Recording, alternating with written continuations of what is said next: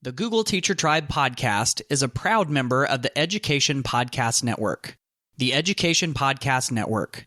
Podcasts for educators, podcasts by educators. For more great education podcasts, go to edupodcastnetwork.com.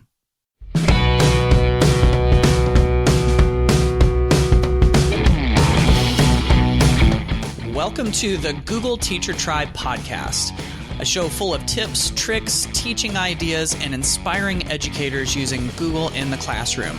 I'm Matt Miller of DitchThatTextbook.com, and my co-host is Casey Bell of ShakeUpLearning.com. And in this episode today, we will have an interview with Karlys Moura, a TOSA teacher on special assignment from California, where she shares her favorite Google tools, how she uses HyperDocs in the classroom, and more. And she also shares an incredible elementary lesson plan using Google tools. We'll also have Google News and updates, including the Google Transformation Center and the Keyword Blog.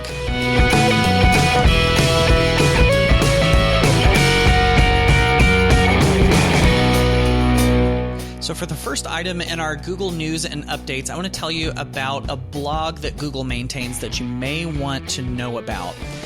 See, before, for a long time, Google used to kind of fragment all of its updates and all of its news and everything into all of these different blogs, and all these different products had their own blogs. And at some point, Google decided that they wanted to pull them all together into one big hub, one big sort of all-encompassing resource, which has really been easy and amazing.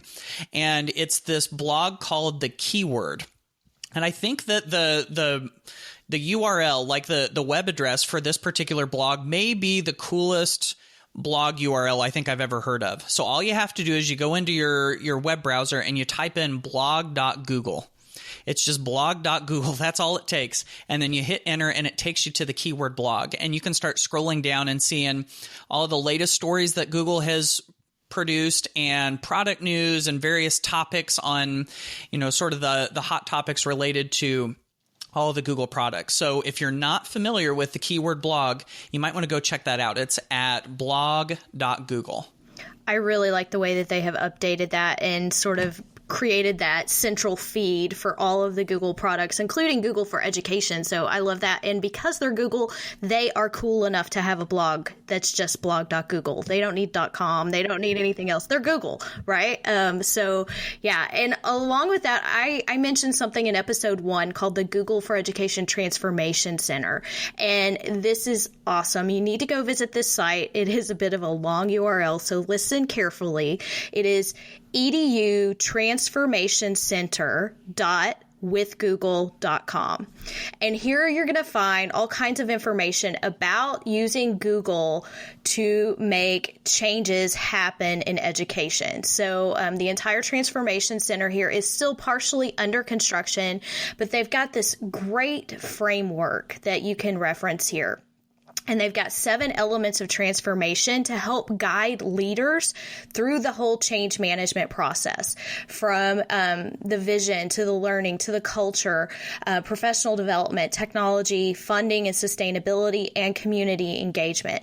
So what's great about this is not only do you have this framework, but you also have a resource directory that they are building very quickly. I can tell you that. So there are tons of resources here, case studies, ideas, and it is searchable. And I can tell you as a Google certified innovator that innovators and trainers are also being asked to contribute projects to this resource. So it is only going to grow. I imagine we will talk about this resource later on in another podcast as well, because it's going to be such a great resource for educators. So go check it out, the Google for Education Transformation Center. So before we jump into the interview with Karly, Matt and I would love to share with you some of the latest resources from the blogs. And the first resource that I would like to share with you from ShakeUpLearning.com is the 12 tips to help you pass the Google Certified Educator exams. So I get questions all the time about Google certification, and there are so many different choices, but usually the first step is becoming a Google Certified Educator Level 1 and Level 2. And so I put together together a PDF document. It is 13 pages long, and it is loaded with tips to help you pass the Google Certified Educator exams. These are timed exams, and you need to be prepared. So I have just put together the best tips from my own experience and from helping others become Google certified.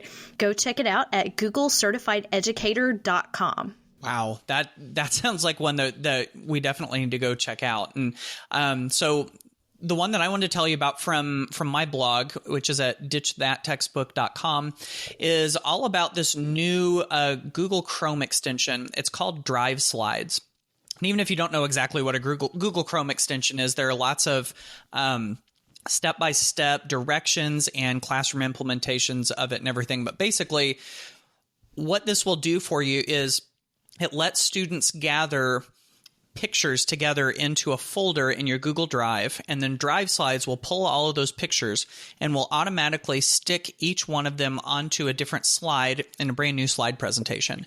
And so it really sort of opens up sort of a whole new world for what you can do with slides and images, and just kind of makes it all easier. And so that's something that I've talked about recently on my blog that you might want to go check out.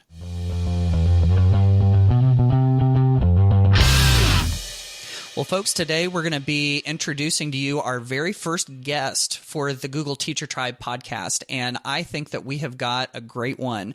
I know that she has inspired me with a lot of the things that she's done in the classroom, and so we're very excited to introduce to you Karlys Moura. So, Karlys, will you tell us just a little bit about who you are and what you do? Hi. First of all, I just want to say thank you so much for asking me to be your first guest. I'm shocked and amazed and amazingly humbled to be your first guest. I'm a teacher on special assignment at Sun Terrace Elementary School. I am an instructional coach and EdTech support teacher, TK through 5, 5th grade elementary school. Great. And I will also throw in that on my side of things with Ditch That Textbook, Karlys has been a huge part of our weekly Twitter chat, the Ditch Book chat. It seems like everybody that has gotten excited about using Google in the classroom, they have their story of how it all got started, kind of our spark that got us going in Google. And so I was wondering if you could tell us just a little bit about your moment like that. At what point did you really start to see the impact that this could have in the classroom? So it was my first year as a TOSA, which was the 2013-2014 school year. And I was always asking to borrow classes for different things. And I had started working on Google Docs for various reasons for my personal life. And then we started getting into Google Apps for Education, when it was called GAFE or GAF. And I just asked to borrow this 3rd grade class. And I said, let's just try this. We didn't even have accounts or anything. I just kind of had one account and had the kids try out different things. They were so excited about getting my feedback and comments on the docs that they were able to, before I even would give them feedback on what they were writing about, they would see where my cursor was and they would go back and fix it ahead of time. So they were anticipating what I was going to do. And I asked them to give me a little bit of feedback on how the lesson went and what they thought. One of the kids said, I want to do Google Drive for the rest of the year, and I like the comments and responding back because it helps us improve in writing. This is a 3rd grade class. Another kid said, it was a good opportunity for me to learn. And another student said, it was fun and awesome that we were the first ones to do this. Great job. They were so excited about it. And so just seeing them, I was like, if they're this excited about just typing up a paragraph on a Google Doc, the possibilities were endless. So I got my, back then when you could do the Google certification and then get your admin certificate, I did that and became the admin for our domain, and we were rocking and rolling from there. And isn't it kind of amazing how just when you put a different spin on a lesson, in this case, it was just bringing in some simple tools from Google Drive, that's all that it's got to take sometimes to get kids excited about a lesson. Yeah, just the real-time feedback was the biggest. The kids were seeing that I was looking at their writing right then and giving them feedback. They'd respond to me. And it was in that moment, that real-time feedback, that moment of them seeing that I was reading it and responding to them. It was a really powerful time. We've just had those experiences all over the school since then. I love this, Karly, and I love that you shared the exit ticket that you used with them. And if that's okay, I think we can include that in our show notes as well. But and you were reading some of those responses, but I'm looking at it right now on the spreadsheet, and I love, almost every single kid was like, it's super easy and I can't wait. Can we please do this again? It was awesome. And so I just love that. And I love the fact that you did an exit ticket with Google Forms. And I think that's another great modeling strategy to share with the listeners today too. Yeah, it's always good to get the kids' opinion and their feedback on how it went and what they thought. And most of the kids loved it. Some kids said that it was hard for them, but now these third graders are now in fifth grade. And so getting to see how much they've grown since this first lesson is pretty cool. I know being a TOSA and having access to all of these classrooms. And by the way, I love how you were talking about borrowing classes earlier. I totally get where you're coming from on that. That's awesome. And so I think one of the advantages that you have is that you get to see all of these different grade levels and all these different classrooms and different teachers who have different teaching styles. And so I think you've got a great perspective on the variety of ways that you can just teach in the first place, but also how you can use Google tools. I was wondering if you could just share some of the things that you're seeing in some of the classrooms, just as, maybe some things that some of our listeners could take away for themselves. What are some really good practical ways that you're seeing Google transform classrooms? I think seeing the collaboration between the teachers at our school, but then just if they're connected educators on Twitter, and just even across the district, it's changing how we teach and how we learn. Because we're able to create something, share it with another teacher. They're able to edit it and give their feedback. And then even if you do create the same thing with the ability to share and then make a copy, you can make it for your work for your own class. So the collaborative capabilities of using Google tools is amazing. And the teachers are able, I'll come on in with, and using Google Classroom, being able to be a co-teacher in a Google Classroom. I'm a co-teacher in almost all the Google Classrooms at our school. So I have the ability to give feedback to the students as well. So it kind of opens up their audience. So it's not just their teacher, it's also me. It could also be another teacher in the school. And so it's just that collaborative nature of the Google tools, I think, is just making such a huge impact on us as teachers. It's knocking down the walls and making us be able to just collaborate and share and create together, it's pretty amazing. Yeah, no, I agree. One of the things that you said there that kind of surprised me that is a brilliant idea is that you said that you're a co-teacher in almost every Google Classroom, just so many of them. And I mean, that makes perfect sense because that gives you the access to be able to see what other teachers are doing. And then it just sets up that collaboration even more. I mean, it kind of even goes to show that whole better together idea that everybody's talking about. And that seems like that. I bet that probably has a pretty good impact with other teachers, especially the ones that are sort of trying to figure out this whole Google thing. Right. Yeah, it does make it, if they're even, because I am only 50% TOSA. So even the days that I'm home, there's been times where something's happened or they need me to fix something. And because I can do it from home, I can jump on in and look at what happened in the Google Classroom. And I'm like, oh, we'll fix this. And I'm able to do it from home and still be there, even though I'm not really actually at the school.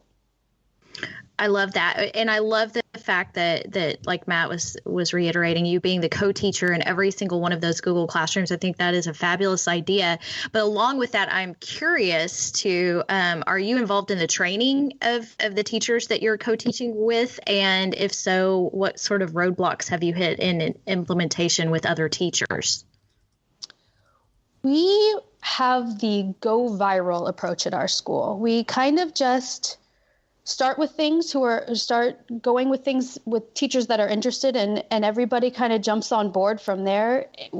I'll work with a couple teachers who would like to learn something. We'll do some optional trainings. We've done quite a few ed camps in our at our school with other schools in the district. Love it. Mm-hmm. And that's been great because it's not on me. It's on a lot of our amazing teachers to teach each other. So if they're already comfortable with Google Classroom, they could maybe go to a HyperDocs ed camp session. And if they're comfortable with those, maybe they're looking at specifically using Google Drawings to go deeper.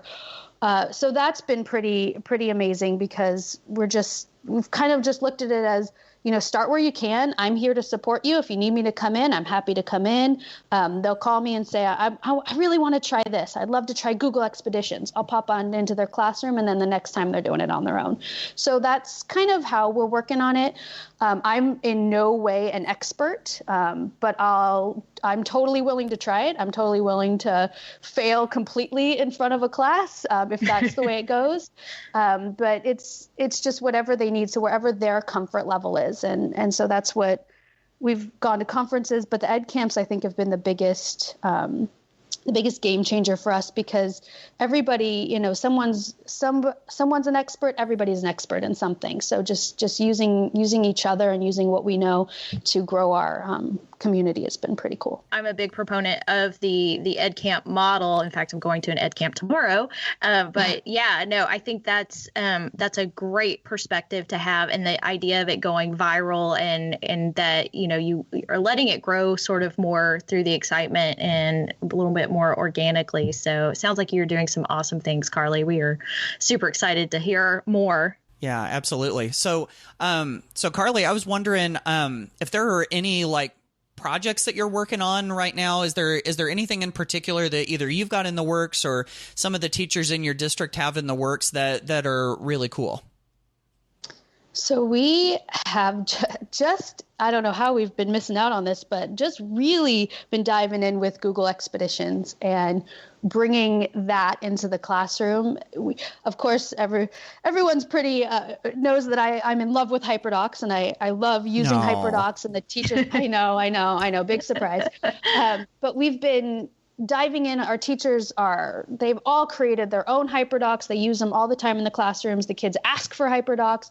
And so how can we use Google tools to go even deeper and get them to get some hands-on experiences? And Google Expeditions, I've been doing some with the fourth grade classes, doing some Google Expeditions to go in line with the HyperDoc. So for example, our third graders are going to start studying biomes. And so to take the kids on a virtual field trip to each one of the biomes is just opening up their world. And it was so cool. Yesterday, I thought about you, Matt, because the teacher that I was working with, we had the kids and they had their iPads, because I didn't know when I first learned about Google Expeditions, I thought you had to have Google Cardboard and have the VR headsets, but you could do a Google Expedition with iPads. And so we had our iPads and we had all the kids out there, and we took them to the Great Barrier Reef, and the kids were just going nuts. They were so excited. They were, had their iPads up and they were going around. And my colleague Ashley turned to me and she goes, "This would not be happening with the textbook." Nope. Right. It sure would not. And I immediately thought of you, Matt, because no, it wouldn't. The kids were they were asking tons of questions. They were all engaged. And so using that, as this gateway to give our kids the opportunity to go all these cool places and research these places is it's pretty cool. We're very excited about it. That sounds so awesome. And I love the fact that you're still making use of Expeditions, even though your devices are not necessarily VR headsets or cardboard or whatever. So just to make sure that everybody understands. So you're using physically the iPad, and the kids are just looking. So they're not in virtual reality, but they are experiencing more of that 3D version on their iPad. Is that correct? Yes. Yep. Okay. That is still very immersive and engaging. So I think that's awesome. And because a lot of people are getting caught up with the devices right now when it comes to integrating Expeditions. So thank you so much for sharing that. I do have another question too, because yes, we know you love your HyperDocs and we all love our HyperDocs. But for those who may be listening and don't know what a HyperDoc is, could you sort of explain that to us? So a HyperDoc is a digital lesson plan. It's a digital lesson that really focuses in on the 4 C's. And just what's different about a HyperDoc is that the kids aren't just consuming information; they're creating. And so it's not just a doc with links. It's more of it's an immersion in whatever content you're trying to teach the kids. There's videos, there could be videos, there could be text, and then they're creating something, and then they're sharing it out. And that's one of the coolest things about them, is that they're getting that authentic audience. You can have the kids, they might be sharing within their class, and that's very cool. They might be sharing with another class at the school. We just did the Hour of Code, and there was a HyperDoc where the kids were sharing out with, everyone. Students could be anywhere in the world, be doing the same HyperDoc and be clicking on this Padlet and be sharing their ideas that they got through this HyperDoc. So a HyperDoc is a way of a digital lesson plans, digital lesson design. So you're really being very focused, and when you're designing your lessons, how to get that content out to the kids in a way that's creative, and getting the kids creating and learning in a digital world, but you're being focused about how it's happening. Mm-hmm. Yeah.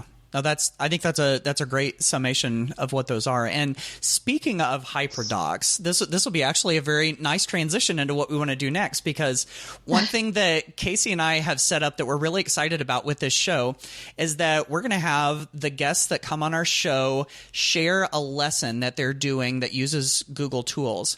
And we're going to have those available on our Google Teacher Tribe website, which is googleteachertribe.com. And so, Karly, you have a lesson that you want to share with us, and if I'm not mistaken, it has to do with, surprise, surprise, HyperDocs, right? Of course it does. Of course it does. I went back and forth, and I was like, oh, should I share something else? And they're just, Lisa Heifel, Sarah Landis, and Kelly Hilton have just done such an amazing job of just bringing this to the world, and just sharing what they've designed and creating this amazing community. And so I got to share HyperDoc. And so the lesson that I have is it's a simple machines unit geared towards fourth graders. But it's probably would take about 4 to 6 weeks, depending on how long you spent on it. What's different about this one is it's also, they're watching videos, they're looking at text, they're listening to things, but then there's a hands-on component to this, because we want the kids to also, I want our kids to also be creating something with their hands. We have a STEM lab at Sun Terrace, and just an opportunity for them to also be creating something. So in this HyperDoc, they're also going to be making simple machines. And so they'll be creating an inclined plane, a pulley, and a wheel and axle. So they'll be actually making it, taking a screenshot of it, and then inputting it into the HyperDoc. So that's one piece of it.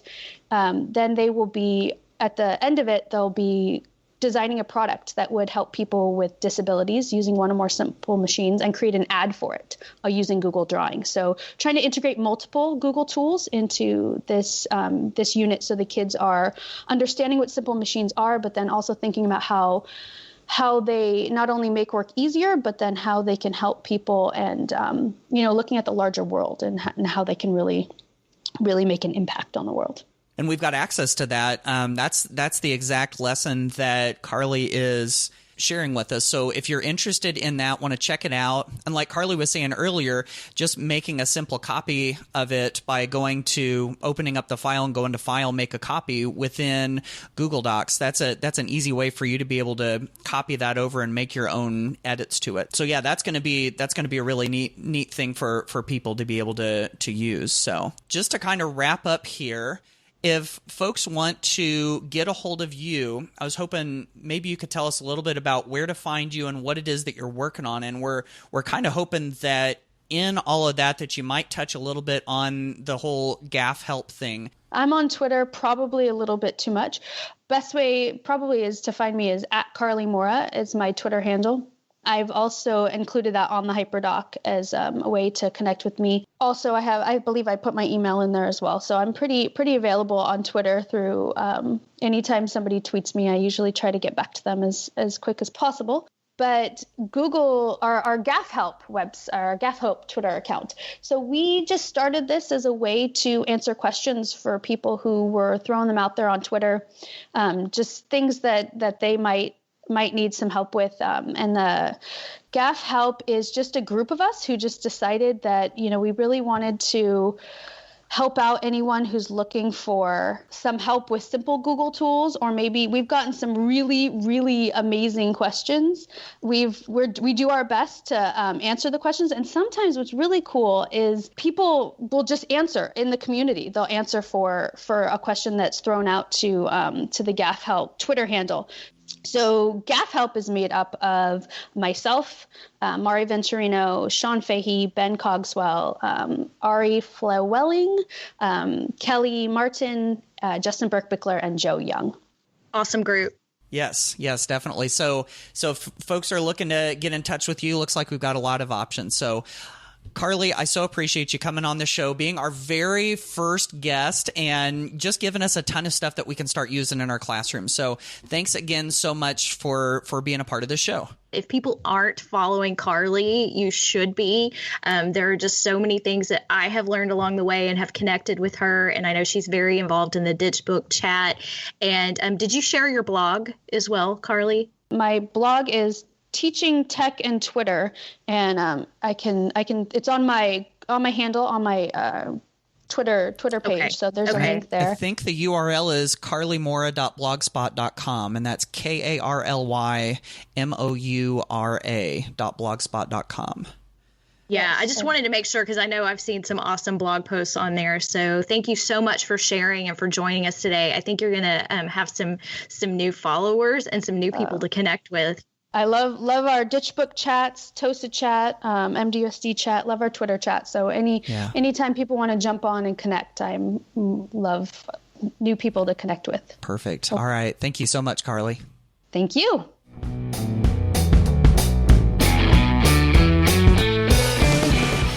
Oh my goodness. I love that interview, and just want to thank Karly again for coming on the show and sharing all of that with us. And I don't know, as I look back over the conversation that we had, one of the things that really stuck out to me was that idea of going viral, just letting the really good ideas go viral throughout the school. And that's kind of the best way to spread them. Wouldn't you say, Casey? Absolutely. And, I talk to teachers all the time, and sometimes it just takes that spark of one really awesome teacher like Karly who can inspire the other classrooms around her. And trust me, those students are going to talk to the other students, and they're the ones coming back and saying, why aren't you doing this in our classroom? And sometimes it's the students who are actually pushing the teachers to try those new things. And I love to see it go that way. And I love that it can happen more organically, and that teachers can really see the value in that and how engaging it can be for students. Yes, definitely. The other thing that I was really impressed with was so much of the Google Classroom integration that she was using. She was using the integrating the exit tickets as well from Google Forms. And, she is just part of so many amazing projects. I think Karly was being a little humble there. Gotta love her. But she is doing some amazing things with the Gaffy Help hashtag and the Twitter account, and helping so many teachers outside of her school. So be sure that you follow Karly and learn from her, and please check out the lessons that she submitted. She talked about one, but she also gave us a bonus lesson that will be included in the show notes. So part of what we want to give you out of every interview is a lesson from every person that we can share with you. So look for those in the show notes.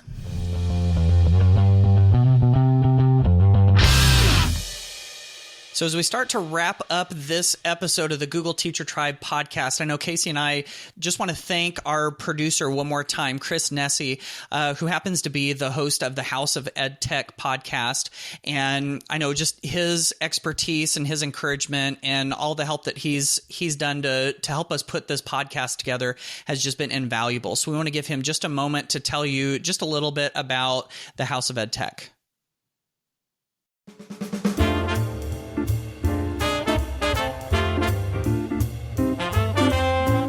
Hey, podcast listeners. My name is Chris Nessie, and I'm the host of the House of EdTech podcast. The House of EdTech explores how technology is changing the way teachers teach, and the impact that technology is having in education. My objectives include discussing technology that is changing our classrooms and schools, and sharing information that you can hear about today and use tomorrow. I do this by talking with teachers, leaders, and creators just like you, and having them share their stories. Why? Because whether you use it or not, technology is changing the way we teach and how our students learn. So I'd love it if you came over to chrisnessy.com and checked out the House of EdTech, because using technology isn't difficult. Just give it a try.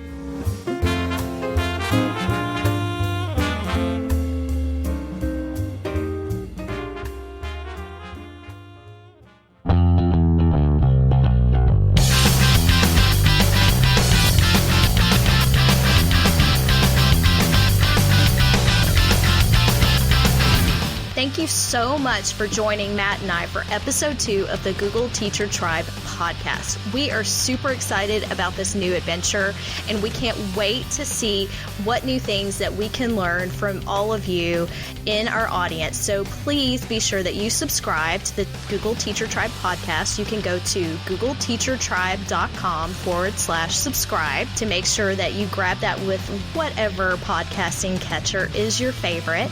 And please check out our website, googleteachertribe.com, and you can subscribe to our email list and become a VIP.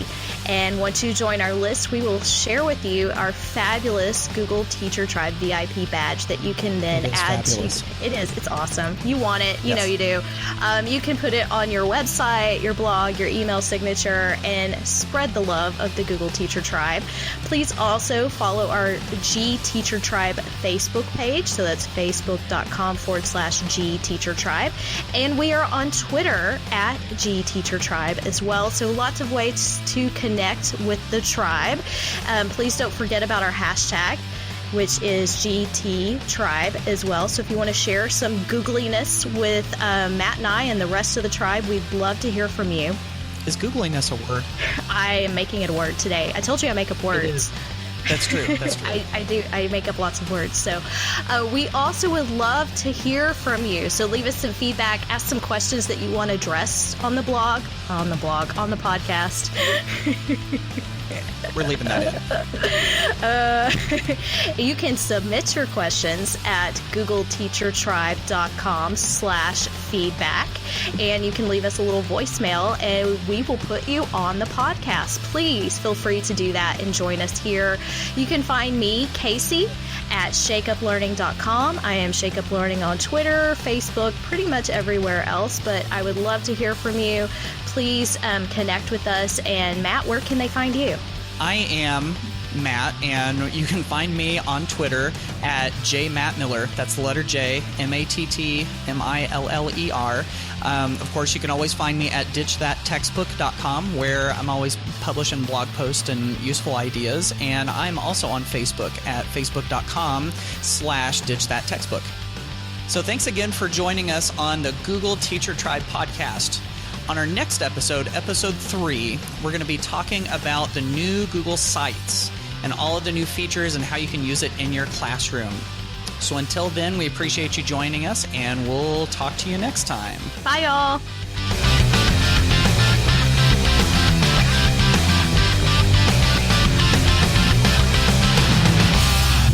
If you are interested and you loved the episode, please stop. Take 2. I started out okay. Yeah. I'm never going to remember what I said, but that's okay. Okay. No, that was good.